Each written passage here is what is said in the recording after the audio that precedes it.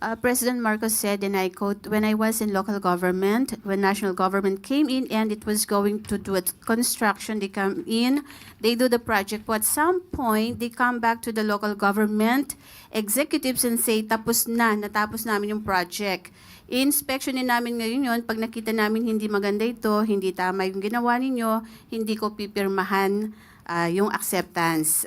Pero sa kanya pong pagkadismaya, na-shock siya, itong proseso na ito ay nawala po entirely. Kaya parang nagkaroon ng mga ganitong mga anomalya sa flood control projects. After 3 years po, why now lang nakita ni Pangulong Marcos yung pong pagkakatanggal ng mahalaga palang proseso po na iyon? Magandang katanungan ay kung bakit tinanggal ang proseso na ito nung nakaraang administrasyon.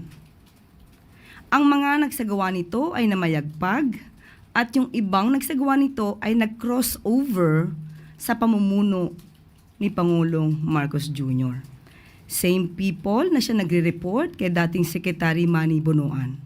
Ang magandang tanungin po dito ay bakit hindi na ipaalam ni Secretary Manny Bonoan ito sa Pangulo at ang Pangulo pa po ang siyang nakaalam at nakadiskubre kaya po siya talaga pong nadismaya.